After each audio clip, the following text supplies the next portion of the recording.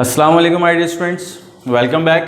Statistics second year commerce chapter number 2 classification of data के lecture number 1 के part B के साथ हाजिर खिदमत हैं। तो जैसा कि स्टूडेंट्स हमने आपके साथ प्रीवियस जो पार्ट था उसमें डिस्कशन की थी कि किस तरीके से हमें अगर क्लासेस गिवन ना हो तो किस तरीके से हम अपनी नंबर ऑफ क्लासेस मालूम कर सकते हैं through the help of given size जो क्वेश्चन में मौजूद होगा। और फिर उसके बाद हमने आपको बताया कि किस तरीके से हम अपनी क्लास इंटरवल्स बना सकते हैं और हम किस तरह अपने टेली मार्क्स लगा सकते हैं। तो हमने आपको बताया था ये एक हेक्टिक प्रोसेस है, एक थोड़ा सा लेंथी प्रोसेस है, तो बहुत केयरफुली आपको इसको करना पड़ता है। तो आपने जैसा कि देखा कि हमने यहाँ किस तरह टेली मार्क लगाए कि हमने सबसे पहले अपनी क्लास को देखा जो कि हमारी पहली क्लास थी 87 से 94। तो हमने इस 87 से 94 के दरमियान आने वाले जितनी भी ऑब्जर्वेशन थी हर एक ऑब्जर्वेशन के बदले एक हमने मार्क किया और यहां हमने टिक किया ताकि वो रिकाउंट ना हो जाए। और फिर हमने इन दोनों को काउंट किया तो हमारे पास जो भी टोटल नंबर आया वो हमारी फ्रीक्वेंसी है। इसी तरीके से हम बात करें स्टूडेंट्स, जैसा कि आप यहां देख रहे हैं कि 95 और 102 के दरमियान हमारे पास तकरीबन 4 ऑब्जर्वेशंस मौजूद थी। तो हमने यहां उनको देखा और उनको इसी तरीके से हम टिक करेंगे और हम अपनी यहाँ उस ऑब्जर्वेशन के टोटल को लिख देंगे। अब बात कर लेते हैं स्टूडेंट 103 से 110 के दरमियान की। तो स्टूडेंट हमारे पास यहाँ टोटल 5 ऑब्जर्वेशन आई थी। तो याद रखिएगा स्टूडेंट, हमने यहाँ हर एक के बदले एक मार्क लगाया, लेकिन जो 5th मार्क था वो हमने इसको क्रॉस कर दिया और इससे हमें ये आइडेंटिफाई हो गया कि ये हमारे पास 5 का एक सेट मौजूद है जिससे हमें इसको काउंट करने में आसानी होगी। और फिर इसी तरीके से हम आगे बढ़े तो हर 5 ऑब्जर्वेशंस के ऊपर हमने जब टिक कर लिया है तो हमने इसको पैक करना पड़ेगा और इसी तरीके से हम इनके पैकेट्स बनाते हुए आगे चलेंगे। जैसे कि आप देख सकते हैं कि यहाँ हमारे पास 8 ऑब्जर्वेशंस मौजूद थी इस क्लास की। तो हमने यहाँ 5 पर इसको क्लोज किया और फिर हमने 6 ऑब्जर्वेशन से इसको अगेन शुरू कर दिया और फिर हमने मार्क किया 3 तक। और सिमिलरली हम जब आगे बढ़े तो हमने यहां देखा कि हमारे पास 119 से 126 के दरमियान ऑलमोस्ट 18 ऑब्जर्वेशंस मौजूद थी। तो हमने हर एक वैल्यू को 5 तक काउंट करके उसको पैकेट बना दिया और फिर 6 से 10 तक भी हमने इसको पैकेट बनाया और इसी तरीके से हम काउंट करते चले गए। और अगर अब हम इसको काउंट करना चाहें तो हम बहुत इजीली कर सकते हैं। 5 + 5 10 + 5 15 16 17 एंड 18। तो स्टूडेंट इस तरीके से हम अपना टाइम सेव कर सकते हैं। तो उम्मीद करते हैं ये बात आपकी समझ आई होगी। और जैसा कि आप देख सकते हैं कि हमने हर एक मार्क के बदले, हर एक ऑब्जर्वेशन के बदले एक मार्क लगाया था और इन टोटल मार्क्स को जब हमने यहां टोटल लिखा तो हमारी फ्रीक्वेंसी बन गई। और जब हम इन तमाम फ्रीक्वेंसीज को टोटल करेंगे जो कि हमारी जितनी भी ऑब्जर्वेशन डेटा में मौजूद थी उनके नंबर्स के बराबर ही हमारा फ्रीक्वेंसी का समीशन या टोटल आएगा। उम्मीद करते हैं स्टूडेंट ये बात आपकी समझ आई होगी। अब आगे बढ़ते हैं और मालूम करने की कोशिश करते हैं कि रिलेटिव फ्रीक्वेंसी क्या है। Relative frequency basically is the proportion जो कि आपको बताता है कि टोटल आउट ऑफ 1, यानी कि इसके फ्रैक्शन के हवाले से बात करेंगे कि फ्रैक्शन की जो मैक्सिमम वैल्यू होती है वो 1 के बराबर होती है। तो आउट ऑफ 1 हमारे पास किस क्लास का कितना प्रोपोर्शन मौजूद है। तो इसका फॉर्मूला बिल्कुल उसी तरह होता है जिस तरह आप परसेंटेज का फॉर्मूला लिखते हैं। तो स्टूडेंट्स आप देखिएगा कि हम यहां जो फॉर्मूला लिखेंगे, यहां जो हम फॉर्मूला लिखेंगे वहां हम परसेंटेज वाला ही फॉर्मूला यहां इस्तेमाल करेंगे। तो हमारे पास जो वैल्यू है 2 को हम डिवाइड करेंगे टोटल 50 से, तो हमारे पास जो वैल्यू आएगी वो हमारी रिलेटिव फ्रीक्वेंसी आ जाएगी। इसी तरीके से हम 4 की बात कर लेते हैं। 4 आउट ऑफ 50 जो भी हमारी वैल्यू आएगी वो सेकंड क्लास का फ्रीक्वेंसी, रिलेटिव फ्रीक्वेंसी बता देगी हमें। इसी तरीके से 5 आउट ऑफ 50, इसी तरीके से 8 out of 50, 18 out of 50, 6 out of 50 and 4 out of 50 and 3 out of 50। ये हमारी जो वैल्यूज आएंगी ये तमाम की तमाम हमारी रिलेटिव फ्रीक्वेंसीज कहलाएंगी। तो आइए स्टूडेंट्स देखते हैं 2 को जब हमने डिवाइड किया 50 से तो हमारे पास जो वैल्यू आई वो 0.04 आई। इसी तरीके से जब हमने 4 को डिवाइड किया 50 से तो हमारे पास जो वैल्यू आई 0.08 आई। इसी तरीके से स्टूडेंट जब हमने 5 को डिवाइड किया 50 से तो हमारे पास 0.1 की वैल्यू आई।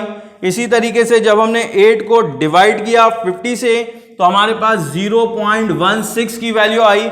और फिर हमने 18 को जब डिवाइड किया 50 से तो हमारे पास जो वैल्यू आई वो 0.36 आई। और जब हमने 6 को डिवाइड किया 50 से तो हमारे पास जो वैल्यू आई 0.12 आ गई। और फिर जब हमने 4 को डिवाइड किया 50 से तो हमारे पास जो वैल्यू आई 0.08 आई। और फिर हमने जब 3 को डिवाइड किया 50 से तो हमारे पास जो वैल्यू आई 0.06 आई। तो स्टूडेंट जब आप इन तमाम वैल्यूज का सम करेंगे तो ये एग्जैक्टली 1 के बराबर बनेगा। तो इसको आप वेरीफाई कर सकते हैं। 0.4 प्लस 0.08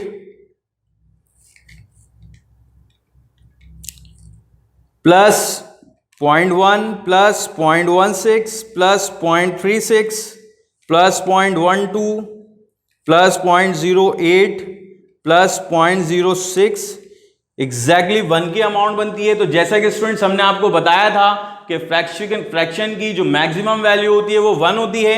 अब आगे चलते हैं किस तरीके से हम इसकी परसेंटेज रिलेटिव फ्रीक्वेंसी निकाल सकते हैं। तो स्टूडेंट याद रखिएगा, जब हम अपने रिलेटिव फ्रीक्वेंसी को मल्टीप्लाई बाय 100 कर देते हैं तो हमारे पास जो वैल्यू आ जाती है वो परसेंटेज फॉर्म में आ जाती है। और आपको पता है कि परसेंटेज के अंदर जब भी हम किसी भी चीज को एक्सप्रेस करते हैं तो उसकी मैक्सिमम वैल्यू 100% के बराबर होती है। आइए इसको भी वेरीफाई कर लेते हैं। तो स्टूडेंट्स जब हम अपनी 0.04 को मल्टीप्लाई बाय 100 करते हैं तो ये हमारा 4% आ जाता है।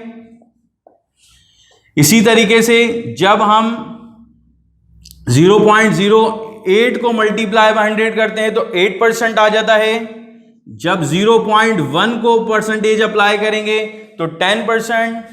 और फिर उसके बाद जब हमने 0.16 के ऊपर अपनी परसेंटेज को अप्लाई किया, मल्टीप्लाई बाय 100 किया तो हमारे पास ये 16% आ गया। और फिर हमारे पास 36% आ गया। और फिर हमारे पास 12% आ गया। फिर हमारे पास 8% आ गया। और फिर हमारे पास 6% आ गया। तो स्टूडेंट जब आप इन तमाम वैल्यूज को ऐड करेंगे तो एग्जैक्टली जो आपकी अमाउंट आएगी वो 100% के बराबर आ जाएगी। तो आइए कर लेते हैं इसको। 4 plus 8 plus 10 plus 16 plus 36 plus 12 plus 8 plus 6। तो एग्जैक्टली स्टूडेंट्स 100% इसकी वैल्यू यहां आ जाती है। अब बात कर लेते हैं students cumulative frequency less than की। तो कम्युलेटिव फ्रीक्वेंसी का मतलब ही है, कम्युलेटिव का मतलब प्लस करना, टोटल करना। तो स्टूडेंट्स देखिएगा, लेस देन में हम हर फ्रीक्वेंसी को आपस में ऐड करते चले जाते हैं। तो आप जरा गौर कीजिएगा कि हमारे पास जो सबसे पहली फ्रीक्वेंसी मौजूद है वो 2 है। जब 2 में हमने ऐड की उसकी नेक्स्ट फ्रीक्वेंसी 4, तो ये हमारे पास बन जाती है 6। और फिर जब हमने ऐड किया 5 तो ये बन जाती है हमारे पास 11। 11 में जब 8 ऐड करते हैं तो ये हमारे पास वैल्यू बनती है 19। और 19 में जब 18 ऐड किया तो ये बनती है 37।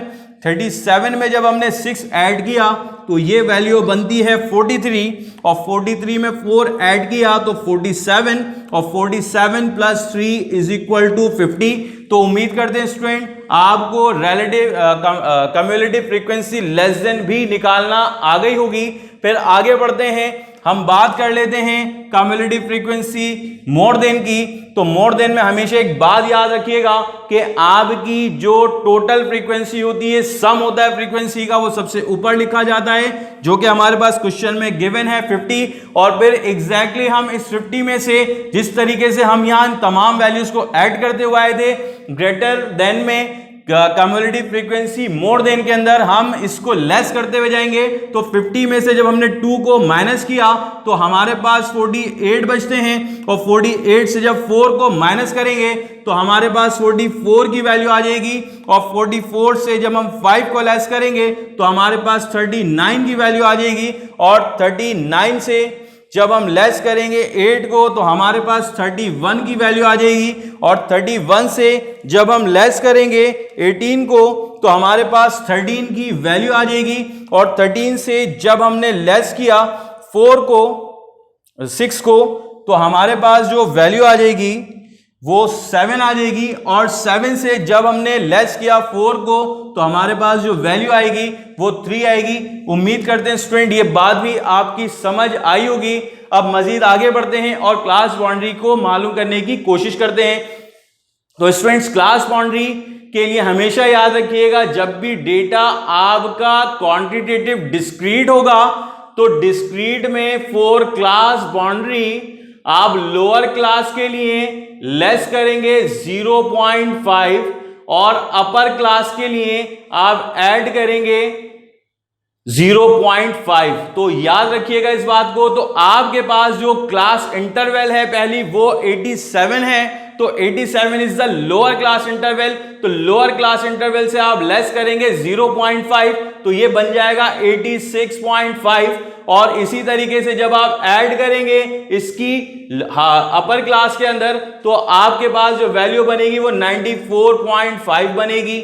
उम्मीद करते हैं स्टूडेंट ये बात आपकी समझ आई होगी। मजीद आगे बढ़ते हैं स्टूडेंट्स, और हम फिर देखते हैं कि हमारे पास जो यहां सेकंड क्लास मौजूद है, इस क्लास इंटरवल की लोअर क्लास हमारे पास 95 है, और 95 से जब आप लेस करते हैं 0.5 तो ये बनती है 94.5, जो कि एग्जैक्टली आपकी इससे पहली वाली क्लास की अपर क्लास है। और फिर हमारे पास मौजूद है 102, तो हम इसको भी ऐड कर लेते हैं, तो 102.5, और फिर उसके बाद हमारे पास 102.5, अगेन 103 में से जब हमने लेस किया 0.5 तो 102.5, और फिर हम ऐड करेंगे 110 में तो 110.5 आ जाएगी वैल्यू।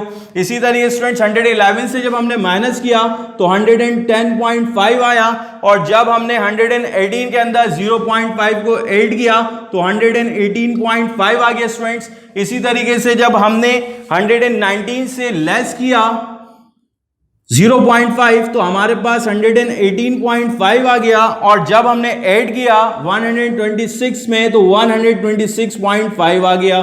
तो उम्मीद करते हैं स्टूडेंट ये बात आपकी समझ आई होगी।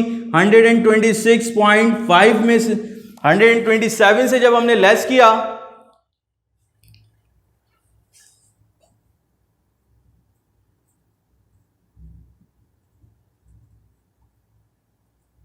102.5,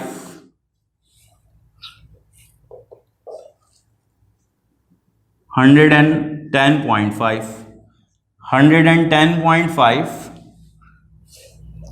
और 118.5।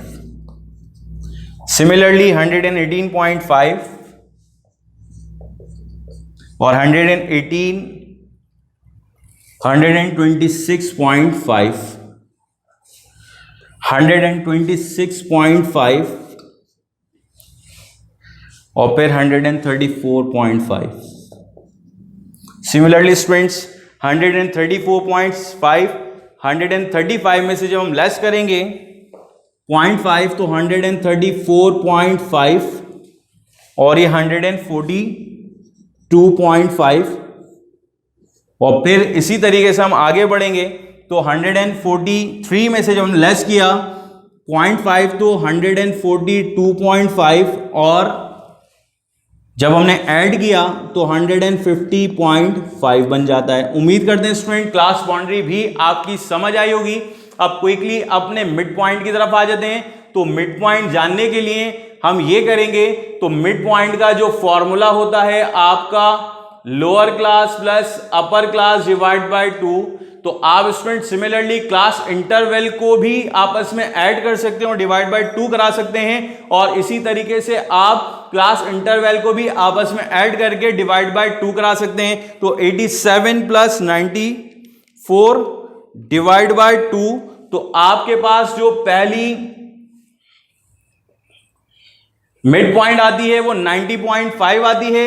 और इसी तरीके से आप अगर जो आपका साइज है, अगर आप पहला मिड पॉइंट निकालने के बाद इसमें अगर आप उस साइज को ऐड करते जाएं तो आपके पास एग्जैक्टली वही वैल्यूज आएंगी मिड पॉइंट की जो आप इंडिविजुअली 1 बाय 1 क्लासेस को ऐड करके डिवाइड बाय 2 करके निकालेंगे।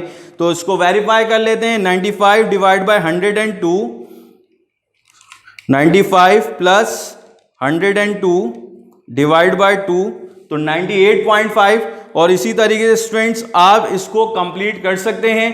तो उम्मीद करते हैं ये बात आपकी समझ आ गई होगी। इंशाल्लाह अब सीरीज के अगले लेक्चर में आपसे मुलाकात होगी नई प्रॉब्लम के साथ। तब तक के लिए अपना बहुत ख्याल रखिएगा। अल्लाह हाफिज, अस्सलाम वालेकुम।